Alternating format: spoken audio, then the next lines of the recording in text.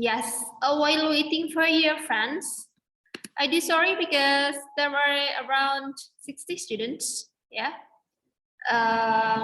Probably class B, because class B has another subject and the time is coincide, so we need to assign them to join in a class A. Is it okay with you guys? Yes, Okay, ma'am. ma'am. Yes, ma'am. That's All right. okay. Yes. Yes, let us start our class, but before that, I would like to say, actually, I'm not really sure how many students from out of the Universitas Negeri Makassar, that is PMM inbound, but I'm not really sure how many students are there. Maybe 3 to 5 students, but ada yang mungkin tidak bisa masuk berhubung jaringan internetnya masih bermasalah, ya, karena beberapa hari ini memang jaringan internet kita luar biasa, ya, luar biasa dalam artian we cannot access anything, even WhatsApp. Okay, alright, so let me share screen first before Ma'am Aini. One more that I want to clarify about your assignment or your project last week. Is there any problem with the project that you're going to do, guys? Or is there any comment or complaint about our meeting? Since now we are in a 5th meeting, if I'm not mistaken, right? Yeah. Yes, ma'am. Safe meeting. Ada kendala, ada masalah, or something that you are going to share? Tidak ada, ma'am. Tidak ada. Sejauh ini so far so good. Yang lain mungkin? Yes, ma'am. Yes, ma'am. Yes, ma'am. Yang lain nggak ada. Yang PM, yang pertukaran mahasiswa inbound, ini problem? Belum ada join ya. Sepertinya Novi baru mencoba untuk join. Yang lain kita lihat. Okay. Alright. Let me start to share screen.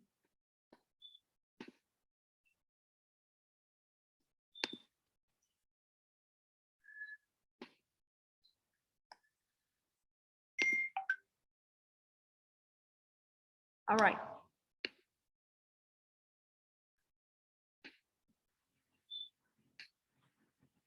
Can you see the slide? Yes, ma'am. Yes, ma'am. Yes, ma'am. It's still Yes, not. ma'am. It is visible. It's visible. All right. Thank you. Okay, so today we're going to talk about populasi dan sampel.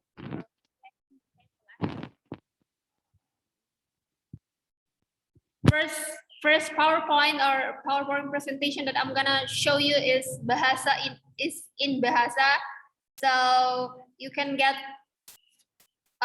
you will understand easily because that is bahasa. But I do believe that later when I show you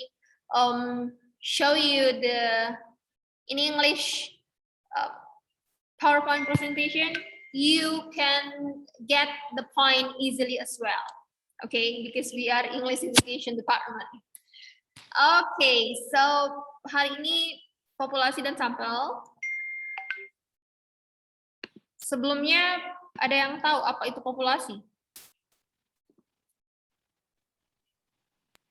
Ma'am. Silakan, Ade Surya. Mungkin dalam konteks ini jumlah keseluruhan, ma'am. Okay, excellent. Jumlah keseluruhan. Thank you, Ade Surya. What about the other? Any idea? Jumlah keseluruhan Jumlah keseluruhan? jumlah keseluruhan dari beberapa sampel, ma'am. Okay, very good. Okay, before that, I would like to tell you that this account is not it is not the premium one, but this is the basic. So every 40 minutes it will be off or it will be out. Jadi setiap 40 menit dia akan mati. Kemudian nanti kalian join kembali. Is it okay? Okay, ma'am. Yes, ma'am. Yes, ma'am. It's okay. Very good. Thank you for understanding. Now, the goals of this topic or this meeting for today is the students are able to, or we hope that the students are able to understand the steps of the steps of the experimental research, and the students are able to distinguish or differentiate between the population and the sample, and the students are able to mention the techniques of selecting the sample itself. That is the goals of our meeting for today.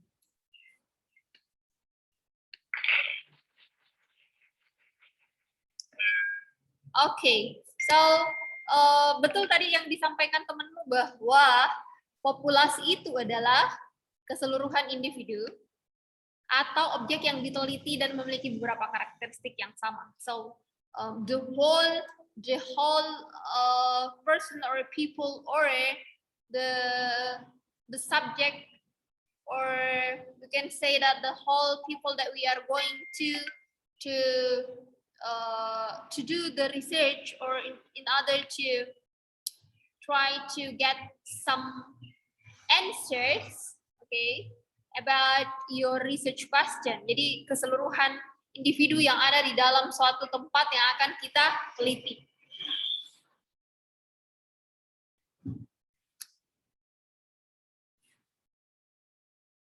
Hold on. Mohon maaf ya, saya masih terus mengadmit, masih terus bertambah yang join. Oke.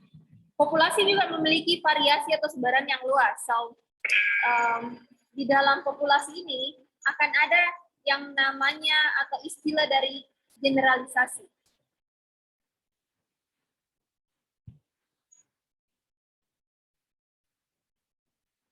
Dan penelitian eksperimen membutuhkan populasi yang relatif homogen. Okay, you know what is the meaning of homogen? Ada yang punya ide apa itu homogen? Sama, ma'am. Sama, sir. Sama tuh. One by one. Sama, ma'am, atau relatif sejenis. Sama, memiliki sifat yang sama ya. Okay, very good. Thank you.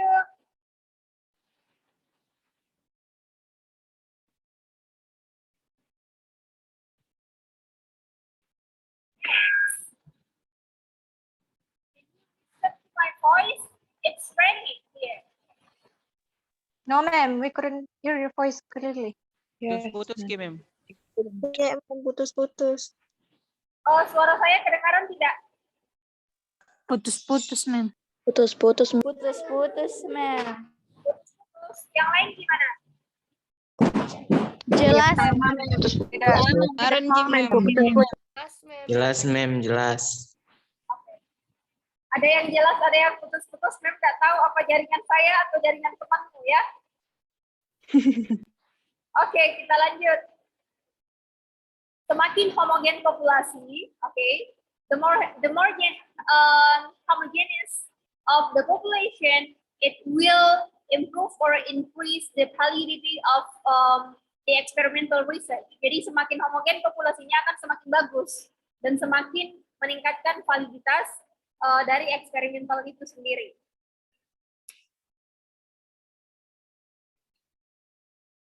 Oke. Wait a minute, tunggu dulu ya. mohon maaf, ini dia Salsabila. Setiap mem admit, dia selalu muncul. Saya nggak tahu apa jaringan dia atau jaringan mem yang bermasalah.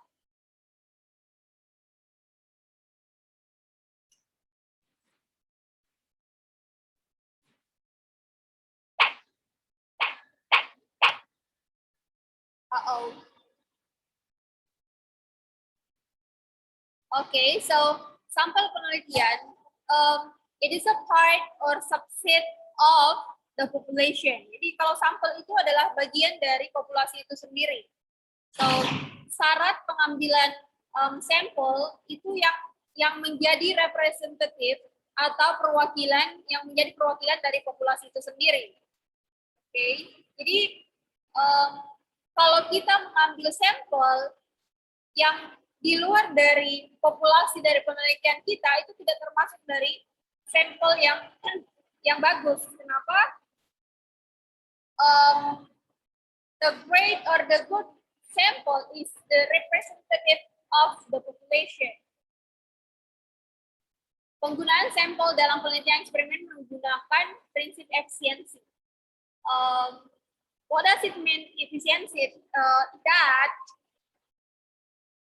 ketika kita mengambil sampel dalam suatu penelitian, kita harus memperhitungkan beberapa faktor bahwa sampel yang saya ambil ini adalah representasi atau perwakilan dari populasi-populasi yang ada.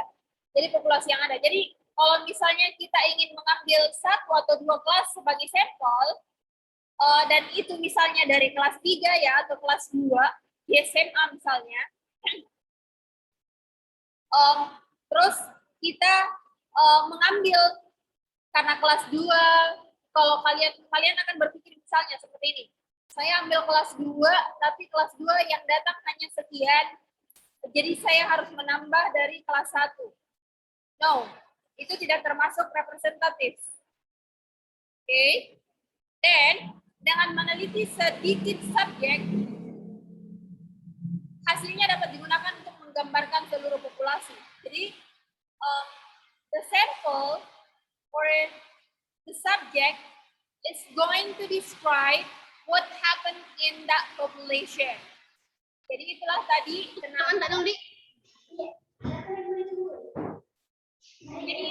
kenapa kita harus mengambil sampel yang menjadi yang sifatnya itu homogeneous. Excuse me, can you listen to my voice? Yes, ma'am. Yes, ma'am. Tolong saya diinterrupt ya, kalau memang ada masalah atau kalian tidak mendengarkan apa yang saya sampaikan, karena hujan deras di sini. Oke? Yes, ma'am. Oke, jadi berikutnya itu kita ada yang namanya hubungan sampling. The interrelationship in a sampling technique. Bahwa di dalam suatu penelitian ada yang namanya atau istilahnya populasi. Populasi itu artinya seluruh mahasiswa misalnya ya, kalian akan meneliti di kampus. Jadi populasi itu adalah seluruh mahasiswa di kampus. And then we have frame sample. Daftar mahasiswa yang registrasi semester terakhir misalnya, kalian akan meneliti semester terakhir. Kemudian dari frame ini, dari daftar mahasiswa yang registrasi ini, kalian akan memilih atau how you will select the sample 20, misalnya 20 mahasiswa dari yang registrasi. Okay, so the sample is you only have 20 students from those who has registered, and then we have unit experiment that we call one student, yang menjadi unit atau subjek penelitian itu misalnya ya mahasiswa. Jadi you're going to talk about the students. You are going to focus on the students from the university. Then we have like what I have told you before, that the representative of the sample. Ada representatifan sampel berapa menit? Yaitu kecenderungan sampel yang mendekati keadaan identik populasi. Jadi salah satu yang menjadi ciri khas dari kenapa dia harus representatif, karena itu tadi bahwa mengambil sampel itu harus betul-betul mendekati keadaan identik atau mendekati keadaan yang betul-betul berasal dari populasi itu. Oke, dan ini dipengaruhi oleh beberapa faktor, misalnya homogenitas populasi, the amount of the sample that you have chosen, jumlah dari sampel yang kalian pilih, banyaknya karakteristik subjek or the characteristic of the subjects that you have, and educative teknik pengambilan sampel. Jadi teknik pengambilan sampel kalian juga itu harus tepat. We will discuss later the technique of testing the sample. And the population, we have homogeneous population or homogeneity of the population. So ada beberapa aspek yang mempengaruhi homogenitas dari populasi itu sendiri, ya. Yang pertama aspek tempat or geografis, merupakan wilayah atau tempat di mana subjek penelitian kalian berada. Okay, for example, the province, the district or the school. Then aspek subjek. Aspek subjek itu we have the age, the race, the education, the personality, the history or the intelligence. Jadi itu lebih ke personal dari subjek atau individu orang yang akan kalian teliti. Berikutnya, aspek sosial yang mencakup kelas sosial, keluarga dan lingkungan sosial sekitarnya. And we have aspek sampel. Ada juga yang kita sebut di sini aspek sampel. To get the representative sample, yang perlu diperhatikan juga adalah the number of the sample. Jumlah sampel yang akan kita gunakan di dalam penelitian kita. The second one is besar anggota sampel atau sample size. Misal ya, kalian akan meneliti contohnya pendidikan bahasa Inggris angkatan 2020-2021. Oke. Dan dia ada 5 kelas misalnya. Jadi ada teknik yang kalian gunakan like teknik random sampling, cluster random sampling, ataupun stratified, kemudian akan menghasilkan satu kelas misalnya. Kalian akan memilih satu kelas atau 2 kelas dari 5 kelas itu. Oke. Dan di dalam satu kelas biasanya terdiri dari 32 sampai 38 students. Next one is teknik pengambilan sampel. Oke, jadi 3 hal ini juga sangat berperan penting. It has a really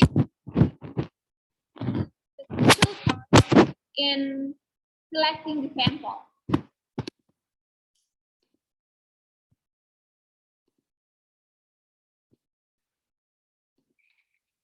Alright, so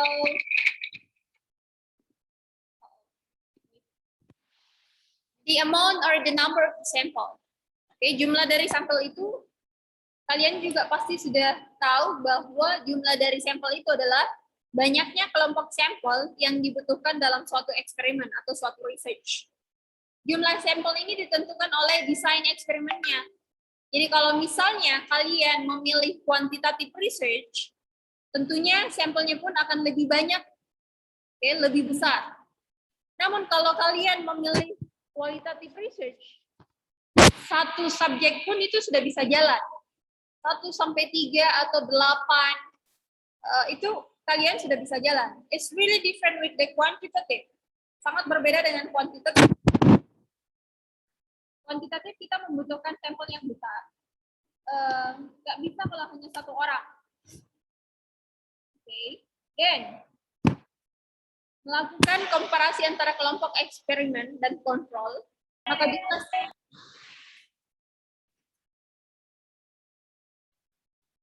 Are you speaking, guys? Does anyone speak?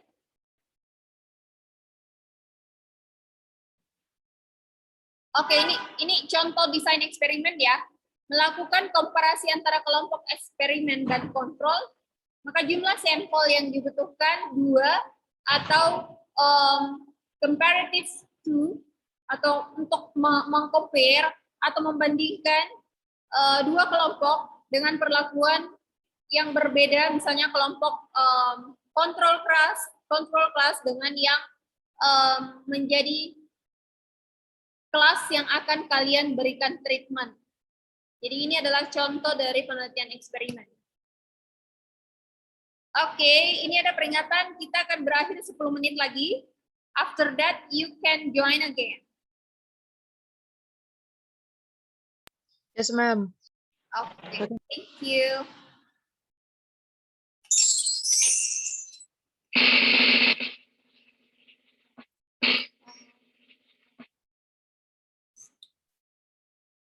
Besar anggota sampel. So berikutnya we have the number or the amount or the number of the sample that you are going to use. Peneliti menentukan berapa besar anggota sampel yang akan diambil dari populasi. So you yourself will determine how many samples that you are going to choose. Dan besar anggota sampel eksperimen tidak ditentukan oleh besarnya populasi, tetapi oleh kekuatan pengaruh perlakuan dari studi sebelumnya. Jadi kita juga bisa lihat, kalian juga bisa lihat nantinya kenapa MEMA ini meminta kalian untuk membaca the previous research findings, because it can help you to determine your research method later. Jadi itu juga akan membantu kalian untuk menentukan research method apa nantinya yang akan saya gunakan untuk penelitian saya. Dan semakin besar power of effect diperlukan sampel yang relatif sedikit.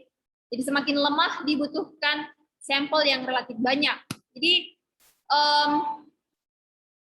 kalau misalnya kalian akan mengkomparasi atau melihat efektivitas suatu strategi dalam mengajar bahasa Inggris, tentunya kalian akan membutuhkan misalnya 2 kelompok kelas yang akan kalian teliti. Satu yang akan kalian berikan treatment, dan satu kelasnya lagi yang tidak mendapat treatment sama sekali, atau kelas yang tidak terjamah gitu. Sedangkan kelas yang satu, kalian akan persiapkan untuk memberikan strategi yang kalian tawarkan, misalnya. Itu contoh ya dari eksperimen research. Kemudian,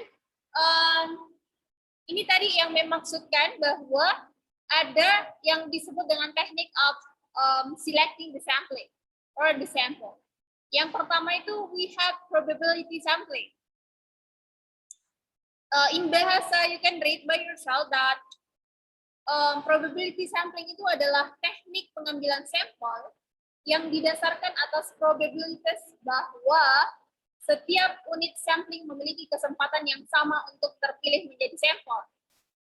Di contoh misalnya random sampling atau sampel yang diacak, ya, mereka mempunyai kesempatan yang sama, misalnya kelas A sampai kelas D.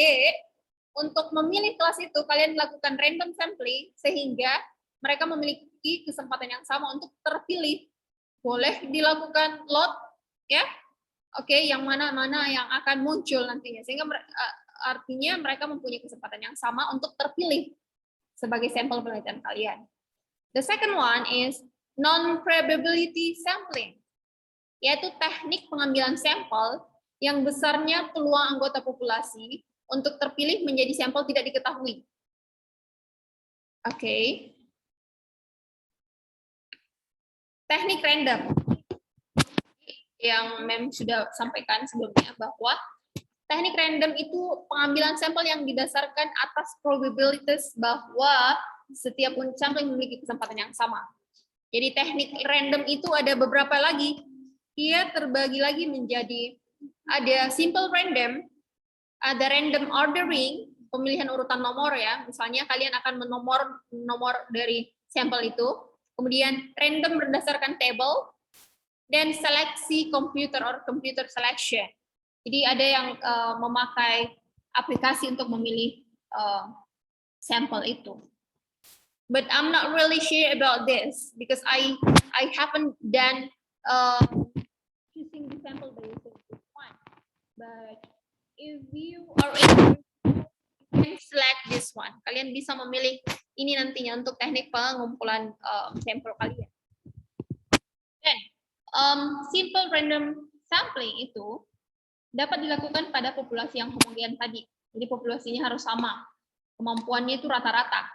Ya, dilakukan dengan cara mengundi nama atau nomor subjek dalam populasi. Boleh di-load juga. Jadi pemilihan sampling itu kita juga bisa lakukan random. Kita juga bisa lakukan di-load ya. Dan berikutnya cluster sampling.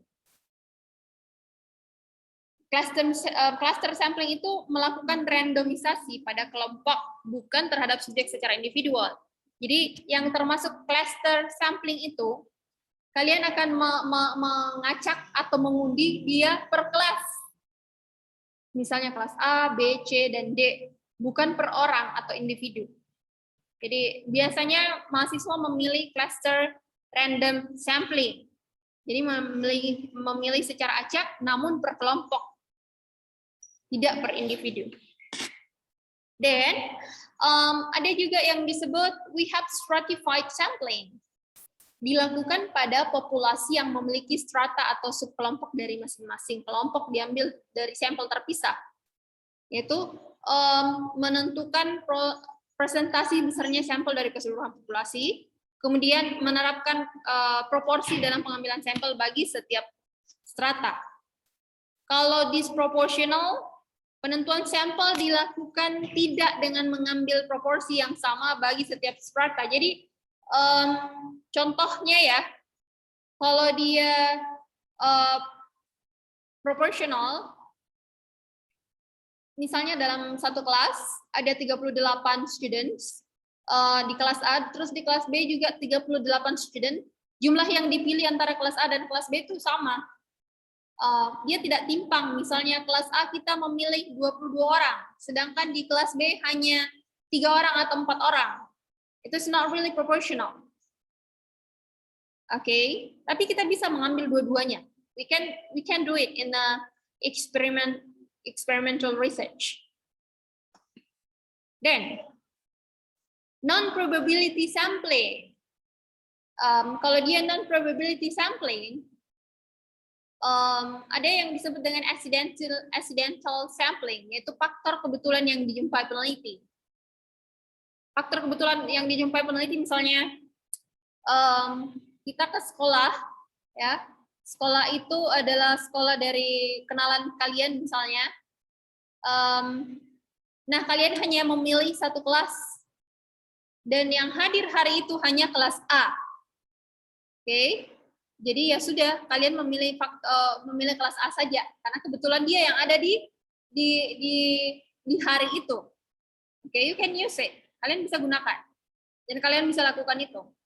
Dan quota sampling, mengambil sampel dalam jumlah tertentu dan dianggap merefleksikan populasi. Oke, dan ada juga yang namanya purposive sampling. Biasanya kita menggunakan non-probability sampling ini untuk penelitian qualitative research. Apa yang dimaksud dengan purposive sampling? Yaitu pemilihan sampel sesuai dengan yang dikehendaki. Atau kalian punya alasan khusus kenapa memilih sampel itu. Oke, jadi ada pertimbangan-pertimbangan khusus dari si peneliti ini. That's we call purposive sampling. Yang kedua ada kasus unik, sulit mengambil sampel. Berikutnya ada investigasi yang mendalam. Kalian ingin mengkaji lebih dalam tentang suatu teori atau ingin menghasilkan teori baru dan kalian mempunyai alasan kenapa memilih sampel tersebut. Oke, jadi kalian punya karakteristik tertentu atau kriteria-kriteria yang kalian siapkan untuk memilih sampel itu. That we call purposive sampling. Then, snowball sampling. Menetapkan subjek yang sesuai kriteria sampel. Kemudian, meminta subjek tersebut untuk menunjukkan subjek lain yang sesuai dengan kriteria. Anyway, it's already, we still have less than a minute. I do believe, you can join again after this off, ya. Jadi silahkan join kembali setelah Zoom ini off atau mati. Okay, guys. We will continue ma'am. session. Ma'am. Yes, Okay, ma'am.